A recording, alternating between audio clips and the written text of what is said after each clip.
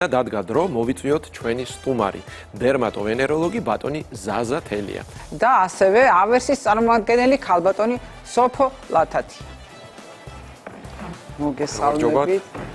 გამარჯობა ჩემო კარგო. გამარჯობა. სანამ დავიწყებთ საუბარს ატოპიურ დერმატიტზე, გთხოვთ მიირთვათ წყალი მთის, რომელიც არ შეიცავს ბრომატს. ბატონ ზაზა, ჩვენ ყოველთვის გვიხარია თქვენი სტუმრობა გადაცემაში. ბატონ ზაზა, მოდით დავიწყოთ კონკრეტული თემით. ატოპიური დერმატიტი. რა არის ეს დაავადება, რას წარმოადგენს, რა კლინიკური სიმპტომები ახასიათებს მას და როგორ ვლინდება?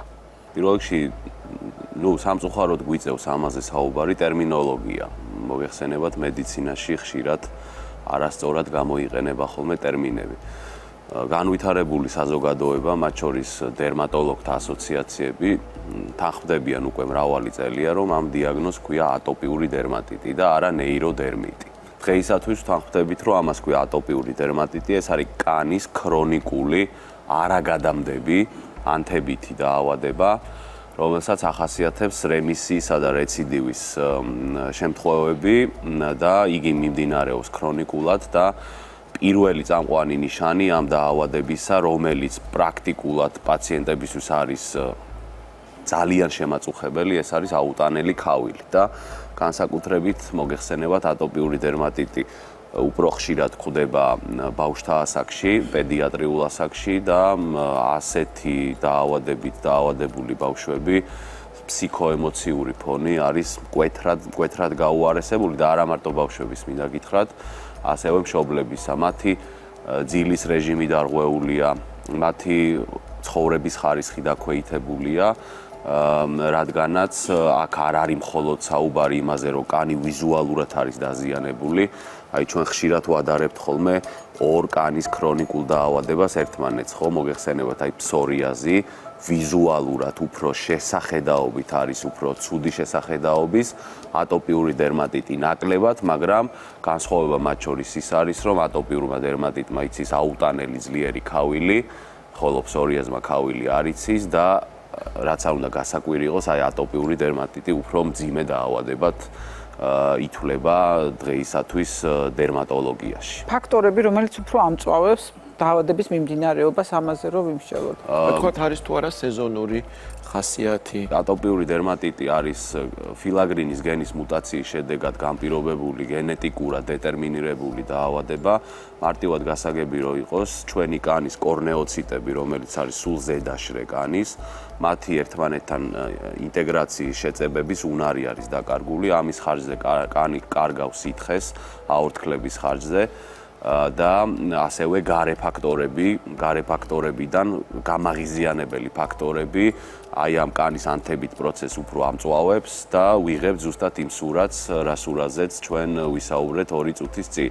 შესაბამისად ამ შეკითხვაზე პასუხი თუ რა შეიძლება იყოს ატოპიური დერმატიტის გამამწვავებელი, ეგრეთ წოდებული ტრიგერი, ეს შეიძლება იყოს ნებისმიერი რამე. მათ შორის ეს შეიძლება იყოს სუნამოები, პარფიუმერია, ეს შეიძლება იყოს თამბაქოს კვამლი, ეს შეიძლება იყოს მტვერი, ეს შეიძლება იყოს კონტაქტი. მზისხივები კონკრეტულად აი სეზონურობასთან დაკავშირებითაც უნდა ითქვას, რომ არის კონკრეტული პაციენტები, რომლების შემთხვევაშიც მზისხივები დადებითად მოქმედებს და არიან ზოგი პაციენტები, რომლებშიც პირიქით უარყოფითად მოქმედებს. ამიტომ სეზონურობის კუთხით დაახლოებით 50% პაციენტებისა ზამთარში უმწვავდებათ, ხოლო 50% პირიქით ზაფხულში. ამიტომ ეს ფაქტორი აუცილებლად გასათვალისწინებელია. მათ შორის ასევე სხვადასხვა ტიპის საშუალებები, რაც შეიძლება იქნას გამოყენებული კანზე და აი მათ შორის ასევე საკვები პროდუქტების კანთან კონტაქტის შემთხვევაში. აი ატოპიური დერმატიტი საკვებ პროდუქტებთან ნაკლებად არის დაკავშირებული, ამიტომ ჩვენ ესე რუტინულად ატოპიური დერმატიტით დაავადებულ პაციენტებს კვების შეზღუდვას არ უწესებთ, მათ შორის ბავშვებშიც არ არის ის დაკავშირებული კვებით ალერგიასთან. არსებობს კომორბიდული დაავადებები, როდესაც ატოპიური დერმატიტი აწუხებს ადამიანს, მათ მაღალი რისკი აქვთ, რომ ალერგიული დაავადებები, როგორც არის ბრონქული ასთმა, რინიტი დაემართოთ, გარკვეულ პერიოდში ცხოვრებისა, თუმცა ეს იმას არ ნიშნავს, რომ ატოპიური დერმატიტი არის ალერგიული დაავადება. უბრალოდ კომორბიდულად გვხვდება ხოლმე ამ დაავადებებთან ერთად. შესაბამისად, საკვები პროდუქტების უშუალო მიღებით, როგორც წესი დაავადება არ მწვავდება, ამიტომ რუტინული კვების შეზღუდვა არ არის პაციენტისთვის საჭირო, თუმცა შესაძლებელია მაგალითად თუ ბავშვს გამოხატული ატოპიური დერმატიტის ნიშნები აქვს სახეზე, მოხვდეს კვების დროს საკვები პროდუქტი უშუალოდ კონტაქტით კანზე და გაუღიზიანდეს. ამიტომ აღქმა ზოგ შემთხვევაში მშობლებში არასწორად ხდება. ანუ პირობითად შეჭამა ტომატი ან პომიდორის შემცველობის საკვები პროდუქტი ადამიანმა და კანზე, სახეზე დაეწყო სიწითლე, ქავილი ან გამონაყარი. და უკავშირებს გონია რომ ეს არის ალერგია ზუსტად ამაზე. არა და ალერგია კი არ არის, უბრალოდ კონტაქტი რო განხორციელდა კანზე, მაგიტო გაუღიზიანდა. ისევე როგორც მაგალითად პარფიუმის შემთხვევაში, თუ ატოპიური დერმატიტი გამოხატულია პაციენტში მაგალითად კისრის ან სახის არეში და ეს პაციენტი სუნამოს იხმარს, სუნამოს გამოყენებით შეიძლება გაუმწვავდეს ზუსტად ეს ადგილები და დაეწყოს ქავილი და გამონაყარი. ბატონო, ძალიან მნიშვნელოვანია მკურნალობა. შეიძლება მკურნალობა იმდენად არა, რამდენად მოვლა. ალბათ ამ კითხვით ჩვენ ქალბატონ სოფოსთანაც გადავალთ. როგორ მოუვაროთ ატოპიურ კანს? ატოპიური დერმატიტი არის დაავადება დერმატოლოგიაში, რომელსაც ყველაზე მეტად სჭირდება კანის სწორი მოვლის რუტინის უნარჩვევების შეძენა. როგორც სხვა არც ერთ დაავადებას ისე. რადგანაც მე როგორც აღვნიშნე, მისი ძირითადი გამომწვევი მიზეზი არის კანის მიერ წყლის კარგვა.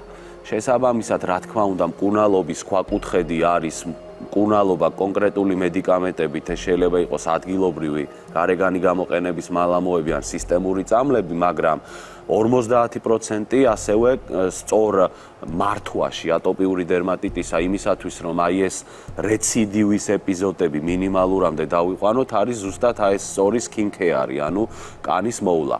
ჩვენ ყოველთვის ვამბობთ, რომ ატოპიური დერმატიტის დროს სწორად შერჩევა პროდუქტების არის ძალიან მნიშვნელოვანი.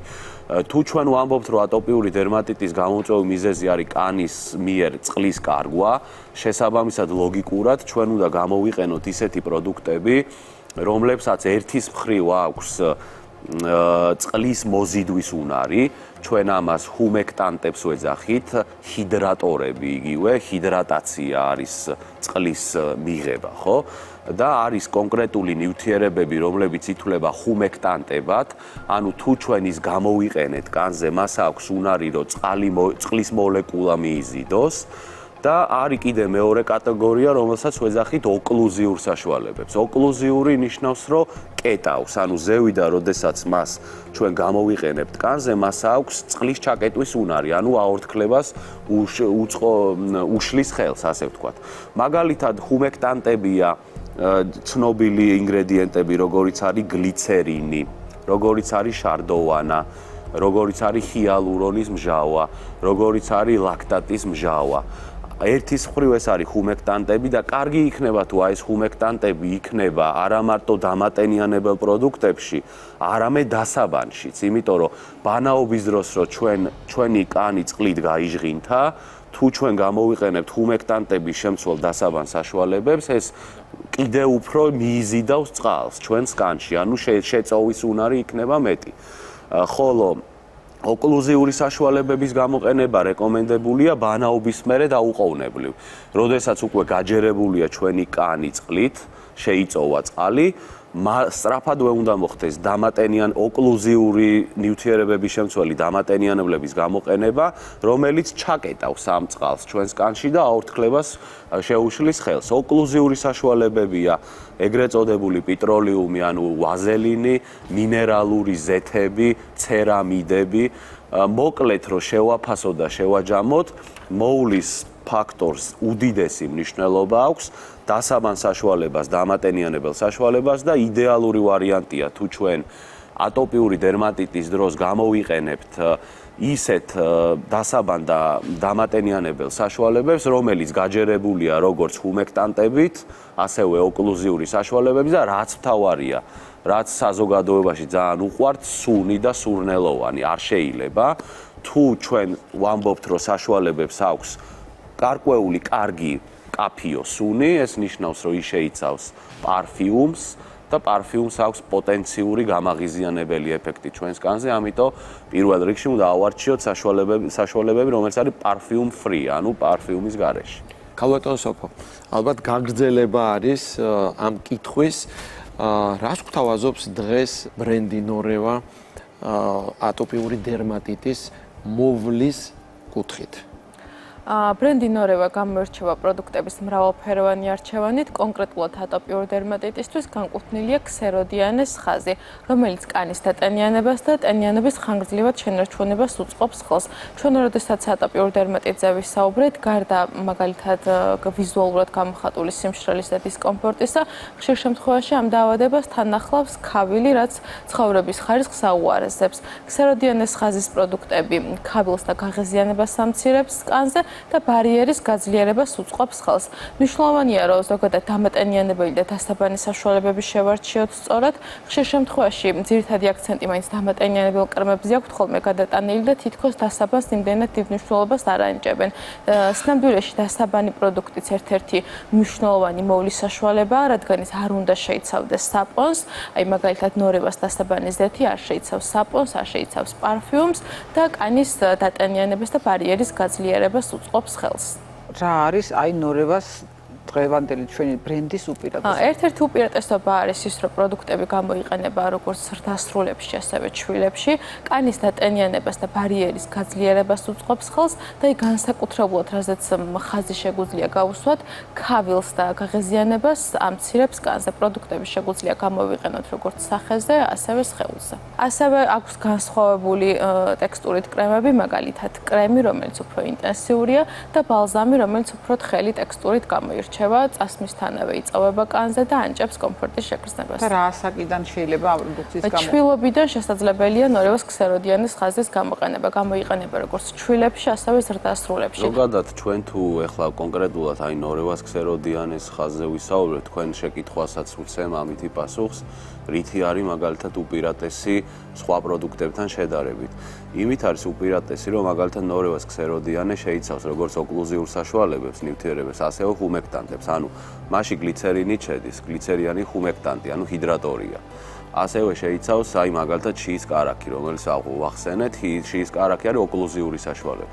შესაბამისად, ერთ პროდუქტში გაერთიანებულია ორი ნივთიერება ერთად. ამიტომ თუ ჩვენ მშრალ კანზე ვსაუბრობთ, ან ატოპიურ კანზე ვსაუბრობთ, ყოველთვის პროდუქტი უნდა ჯობია. ანუ რომელი რა ქვია, დავიმახსოვრო, რომ ის ორი პროდუქტი ერთად არის გაერთიანებული? გლიცერინი, ამაში მაგალითად შედის როგორც გლიცერინი, შიის კარაქი, პეტროლიუმი შედის, ანუ ვაზელინი შედის და მინერალური ზეთები შედის. ანუ 2-3 ოკლუზიური საშუალებაა და 2-3 ჰუმექტანტია, ანუ ორივე ერთად არის შესაძლებელი და მაქსიმალურად არის გაჯერებული.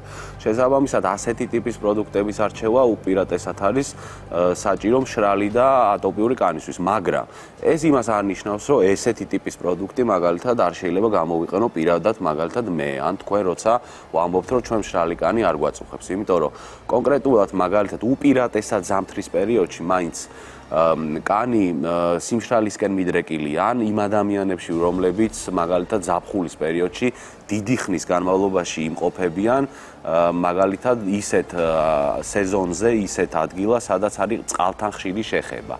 ანუ მაგალითად აუში ხშირი ჩასვლა უწევთ ამოსვლა, შხაპის გადავლება, მერე ისევ ბანაობა, საღამოს ბანავ დღეში რამდენჯერმე. ესეთი კანი იმის მიუხედავად, რომ შეიძლება ამ ადამიანს ნორმალური ტიპის კანი ჰქონდეს, ბუნებრივია გამოშრება.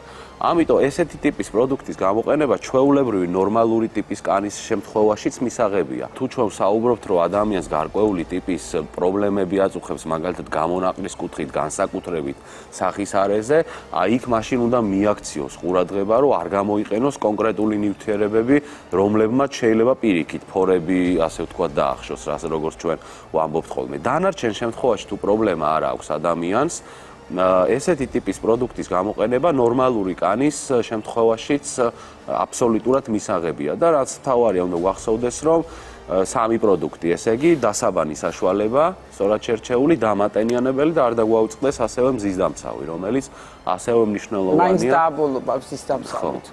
მზის დამცავის გამოყენება საჭიროა ყველა სეზონზე, მათ შორის ზამთარშიც და მათ შორის შიდა სივრცეშიც, როდესაც აი ესეთ განათებაში ვიმყოფებით, იმიტომ რომ ეს განათების სხივებიც დამერწმუნეთ ჩვენსკანს აზიანებს. დღევანდელი გადაცემაც მე მგონი შედგა. საინტერესო იყო, საჭირო იყო, მაყურებელმა ძალიან ბევრი სათავისოდ მნიშვნელოვანი ინფორმაცია მოისმინა და გაიგო.